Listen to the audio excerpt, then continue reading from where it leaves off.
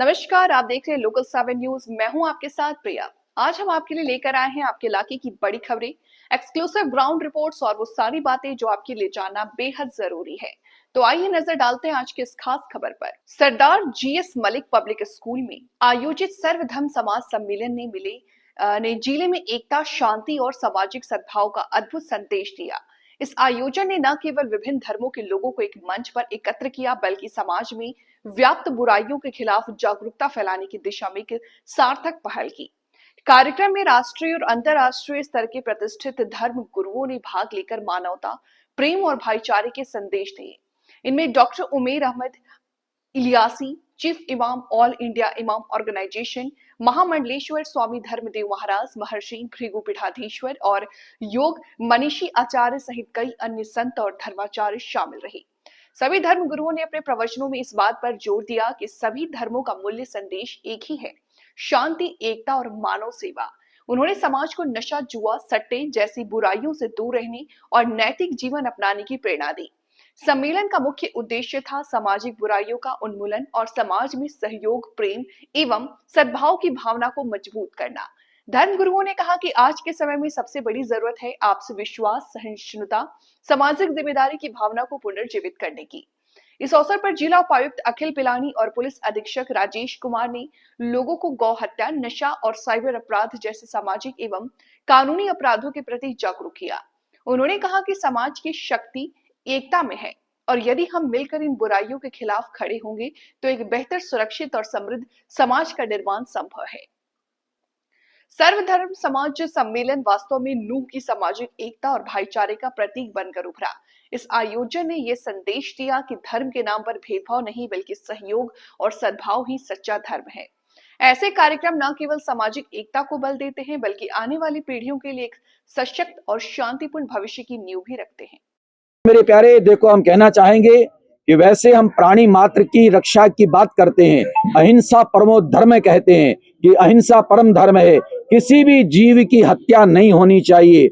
मतलब हिंदू हो, मुसलमान हो, कौन चाहेगा मेरे भाई की हत्या हो, मेरे बच्चे की हत्या हो, उसको नुकसान पहुंचे, उसको चोट पहुंचे? जब वो नहीं चाहता अपने बच्चे के लिए, अपने परिवार के लिए, अपने भाई के लिए, जब सारी सृष्टि को हम परिवार मानते हैं तो इस परिवार में मानव भी हैं, बाकी जीव भी हैं, यानी किसी का कहीं किसी प्रकार का कत्ल ना हो, उनको हम मारने की चेष्टा न करें, हिंसा न करें, अहिंसावादी बने। और इसीलिए मैं कहता था कि कत्लगाह नहीं होने चाहिए, निर्माणशालाएं होनी चाहिए। यानी वो नहीं होने चाहिए कि जहां पर जीवों को काटा जाता है, मारा जाता है। अगर करना चाहते हैं तो हम वहां पर जीवन निर्माण की प्रेरणा दें। यानी किसी का जीवन लेने का वैसे भी हमको हक नहीं है।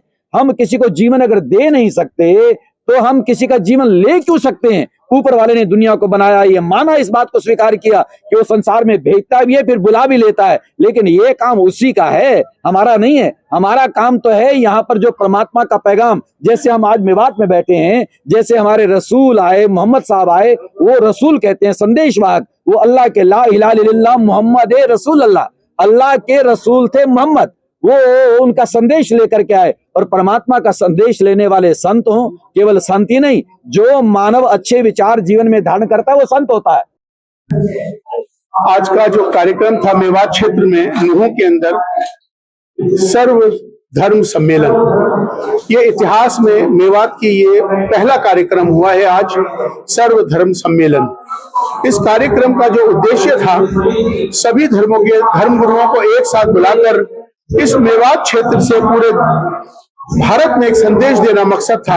क्योंकि कुछ समय पहले इसी नूह के अंदर, इसी मेवात क्षेत्र के अंदर, जब यहाँ जलाभिषेक की यात्रा के दौरान यहाँ कुछ अनासिर लोग थे, कुछ ऐसे शरारती तत्व थे जिन्होंने इस मेवात के माहौल को खराब करने की साजिश रच के माहौल को खराब किया।